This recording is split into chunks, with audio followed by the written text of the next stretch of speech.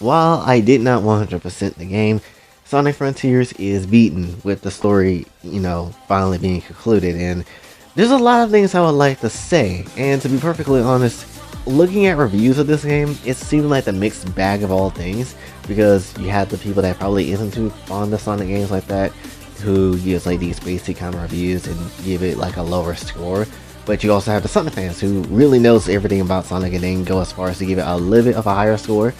And honestly, it's such a mixed bag to the point it's kind of like you can get two sides of the story when it comes down to things, and it's kind of annoying, but at the same time it is what it is. I personally feel like this game was just made for just only Sonic fans because of how many people that is on the Sonic side of things really enjoyed this game, and personally I really enjoyed this game. So I'm gonna tell you what I liked about it, what I didn't like about it, and story wise, and we'll wrap it up overall. Now, one of the biggest things I absolutely liked about it is how Sonic feels. Now, granted, I haven't played a 3D Sonic game since Forces, when that dropped back in, 2017? So I haven't really played a 3D Sonic game in a very, very, very long time. But still, nonetheless, in the open world part of things, he seemed pretty damn solid. He was pretty damn good personally, and I didn't mind anything when it came to it.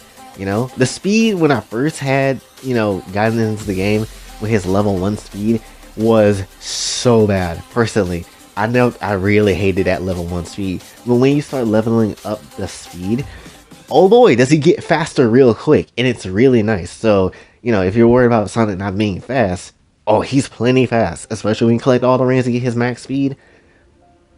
I couldn't even control it at the beginning, because that's how fast it was, honestly. So, yeah, Sonic is plenty fast, and I got him to like level 65 of speed, honestly. So, he's really dang fast in this game, which is always nice to see. I also would say that the cyberspace levels are probably the weakest part of the game, honestly, because personally, if you were to take that out, the game wouldn't be missing anything. And honestly, it's only just 4 different levels. You got Green Hill Zone, Sky Sanctuary, Chemical Plant Zone, and then that one highway, speed highway place, honestly, which, that's the only 4 levels in the entire game that you go to. I was thinking there was going to be more, but that was literally it. We only get those 4 stages, and that's quite literally it when it comes to the cyberspace levels. And there's different missions and different parts of it going on in each different portal, and it's like, but why though? Why is there only like a few levels? I would imagine there was going to be a bit more, but never mind. I guess we're just going to have these bite-sized levels. And again, it's pretty much the weakest part of the game, personally. A lot of critics said they liked it, but personally, that was the weakest part of the game. And the only reason why you have to do it is because really it's slightly required, mainly because you gotta find the Chaos Emerald Vault keys and get the Chaos Emeralds free. But, if it wasn't for that, I would honestly skip out on the cyberspace levels entirely. Maybe they put it in the game because it's like a fallback, honestly. Like, oh, what if the open world isn't good? Okay, put in the cyberspace levels to make them bite-sized. Put them in so that will have some kind of redeeming qualities in the game. But no, the open world was fine. You should have just left the cyberspace mini levels out, honestly. And then we could have got vault keys a different way. Maybe fighting the Guardians, or, doing something else in the open world that gets the vault keys.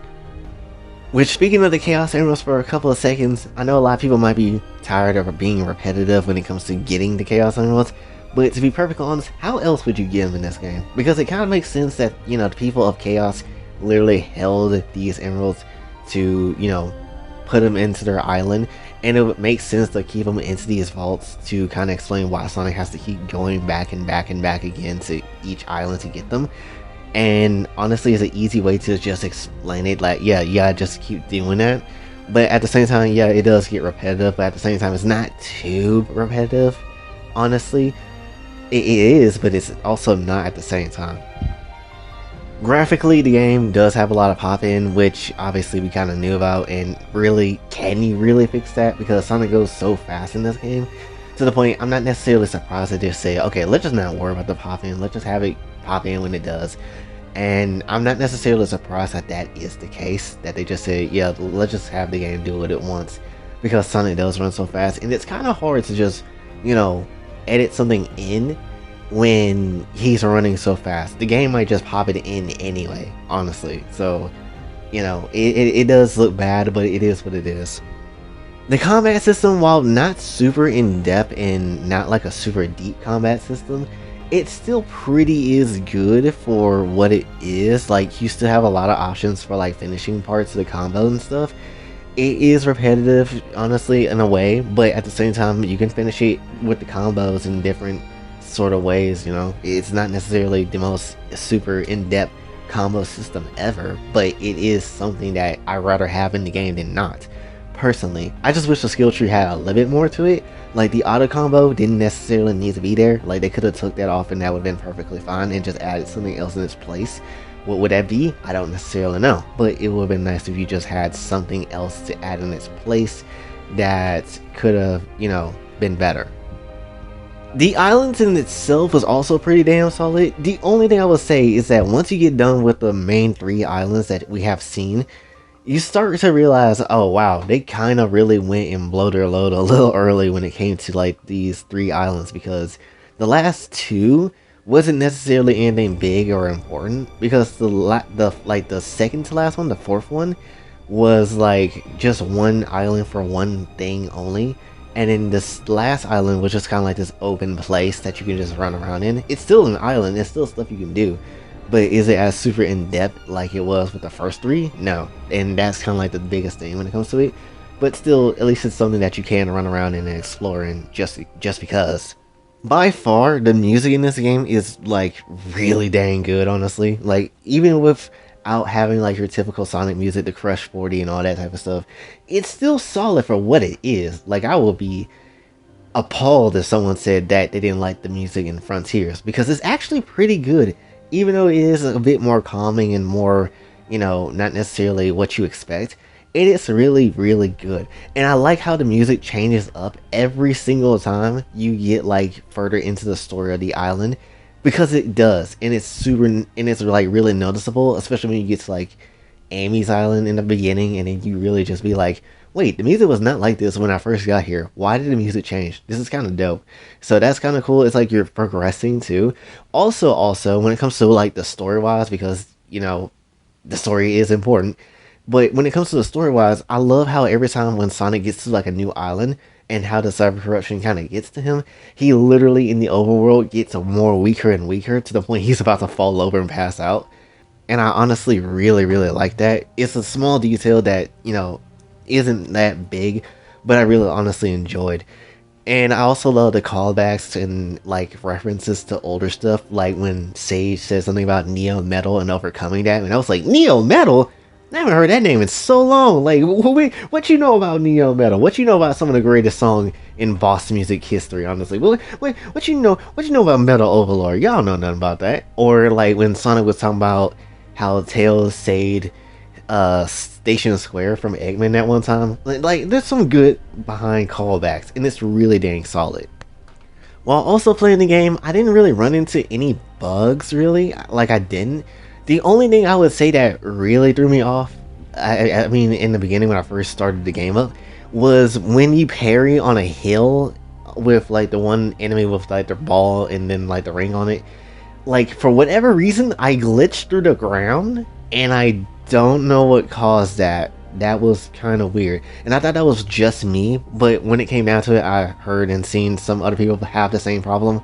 Which, it wasn't, again, prominent, and it only happened for me one time, so it wasn't anything crazy, but it was just like, that was a weird thing that kind of happened. I kind of died for no real reason in particular. Okay, so yeah, honestly, it wasn't anything too game breaking or anything like that, because it just only happened one time, but it was just like a weird thing that happened.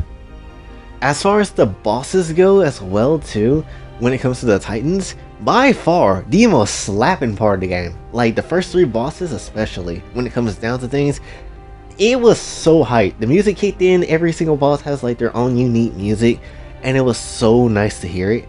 And honestly, when you're fighting the first couple of bosses, it's just like, dang, this is some heat. This is some actual heat. And definitely my favorite one is the night boss. I won't say what happened in it because I really want you to watch it or just play it for yourself. But That was excellent. That was just actually like really good. I was like, ain't no way Sonic about to do this right now. He actually do this. This is effing dope. I was actually all for it when it came down to it because it was just so good, honestly. So yeah, and while sometimes I was, and I'm really gonna put this on myself more than the game, I was kind of confused about what to do, especially when it comes to Super Sonic and how to get rings. I was like, how do you get rings? And they're like, oh yeah, you're supposed to silute. Okay, yeah, that's just me being dumb. So yeah, when it comes down to things, the bosses are really good. I would say the bosses are like the strongest point in the game. Like they are the strongest point of the game, honestly. The Titans are by far the best part that you will play. Personally, that's how I would personally view it because it was just fun. It was just fun at rolling around as Super Sonic. I wish you could just roll around as Super Sonic in the overworld anyway, but you know, it is what it is. But still, nonetheless, I enjoyed it all the same. It doesn't necessarily matter. It was fun for what it was. And definitely, they really went in on the animations when it came to those boss fights. It was super really good.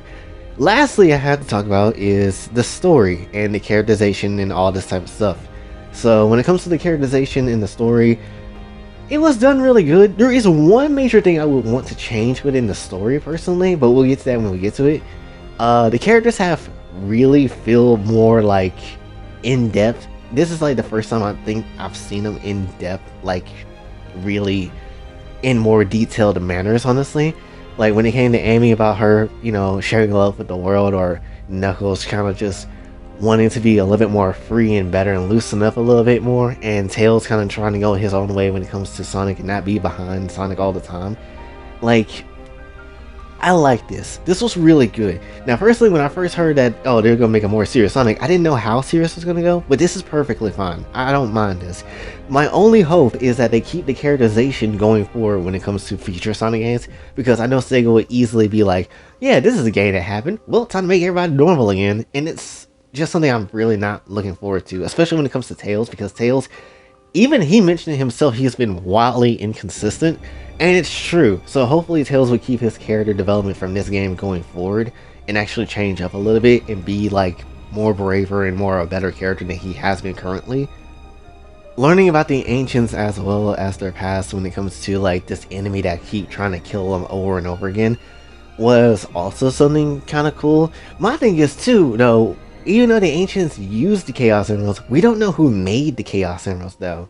That's like the biggest thing, because they kind of just found the Master Emerald as well at some point in time. So where did the Chaos Emeralds come from? We still don't know. Like, who created them? We don't know. We just know the ancients had them at some point in time, and we don't know if they made them or not. They didn't necessarily specifically say, so I don't necessarily know. And I don't know if any other Sonic game actually ever mentions like who made the Chaos Emeralds. I don't think they ever mention it, but still, nonetheless, we don't know if they created it or they're just using it. We have no idea whatsoever.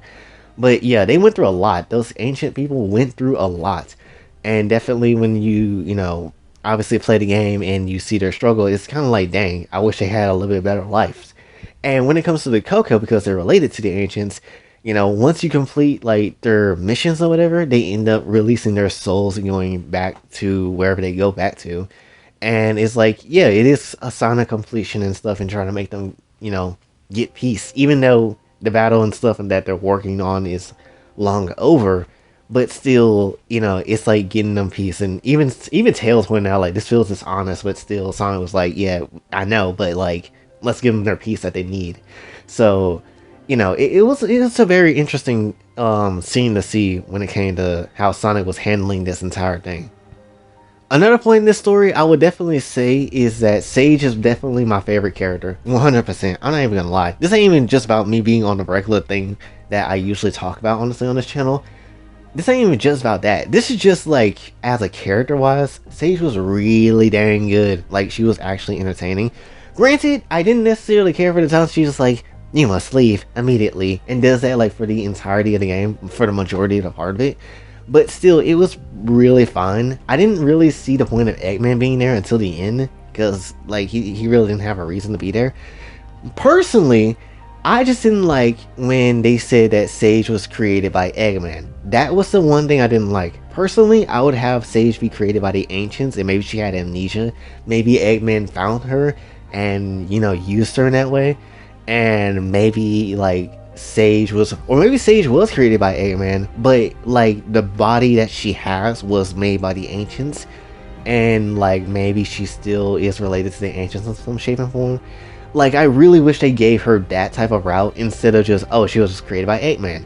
Granted, you know, Eggman don't really have a lot of characters around him, so it is interesting to give him something. But still, I'd rather her just be like an ancient secret or something like that. And honestly, she gave me a lot of Cosmo vibes. Like, a lot of Cosmo vibes when I started playing. Because she was just like, I don't know. She just did for whatever reason. And you know, but like I said, she became my favorite character. I like the transformation that she has with her white outfit into her, you know, red outfit and red and black. It's like she was also being like friendly anytime she turned into that white outfit. Honestly, it was interesting. And obviously, because she gave me Cosmo vibes, she did something that Cosmo did as well. At the very end of the game, obviously, Sage had to stop, you know, the literal end of, you know, what was going to happen. So obviously Sage went out her way and sacrificed herself like Cosmo did, basically, honestly. And it really sucks. And I never felt bad for Eggman ever, but this was the first time. Because if you really think about it, he lost Shadow in SA2. Granted, Shadow is back, but still, he did die in that game. He also lost Maria, and now he lost Sage, and it's like, dang, how many people has this man lost in his life? He lost his granddad, honestly. So, like, he lost a lot of people, honestly. So I feel kind of bad for Eggman, honestly. Granted, the good thing is at least Sage somehow still exists because Eggman made her back again, which was the whole point of that logo, is that it was Sage. But still, nonetheless, you know, I'm just glad that she wasn't necessarily all the way killed off. Maybe in the future we'll see her again. Doubt it, because how Sega kind of runs Sonic and how we don't really see older characters again. But still, nonetheless, you know, maybe we'll see her again, maybe we won't, who knows. But still, nonetheless, I really enjoyed Sage. And also, they did not have to hit that music with the fodder music at the end of the credits when they had it rolling after Sage's death. Yeah, y'all, that was unnecessary. That was completely unnecessary. Y'all ain't had to hit me like that. But definitely, when it comes down to things, overall, I enjoyed Sonic for what it was. It was definitely a game that had some things that could have been fixed or could have been done better, but still, nonetheless, I enjoyed it for what it was. And as I said before, you don't make a trailer teaser that makes me emotional and then the game be bad. It was not a bad experience. Personally, I'll give it a 9.5 out of 10. I don't think I can give it a 10 out of 10 because it didn't. Personally, I feel like they could have gone a little bit more riskier, I guess, in a way. But you know, it for what it was super good. I again really love the boss Titan fights that was in there, and honestly, it makes me think about possible other games that could learn from this, like maybe Kingdom Hearts 4. Instead of, again, as I said in the Keyblade transformation video with that game, I said that I don't like Kingdom Hearts 3 because, well, I didn't like the combat in Kingdom Hearts 3 because the Keyblades look more cooler than Sora does. This game with Sonic Frontiers, Sonic looks super cool here because he was doing all the stuff that he could do. So hopefully when KH4 does drop, hopefully Sora will be able to be cool just like Sonic is, with him doing the stuff more than the Keyblades doing stuff for him. That was the part about it that I hope that comes back like they did in KH2. But still, nonetheless, this game was really good. If you are a Sonic fan, you're going to really enjoy this game. If you're not a Sonic fan, you might enjoy it, you might not. It kind of is what it is, because this game was really kind of feel like it meant to play by Sonic fans, and it was really for Sonic fans with all the references and stuff. So that's pretty much my review on Sonic, though. It's a pretty solid game, I will definitely say that. Again, there's things that could have been fixed and could have been better, but for what it was, and for getting a Sonic game that has been decent, you know, for the last couple of years, to finally get this one, I'll accept it. I'll accept it for what it is because it's pretty dang good. And also, I did want to kind of go back into the game, even though I did beat it. Still want to go back in the game and just complete the rest of the maps and go back and just run around, honestly, because that's kind of like the biggest point of it. But yeah, that's pretty much all I want to say for this one. So hopefully you did enjoy. If you did, be sure to like, share, subscribe, hit the bell notification, and else. Also follow me on Twitter, and if you'd like to donate to the channel, Patreon is available as well. And until then, it's your boy Jay, signing off. Have a blessed day.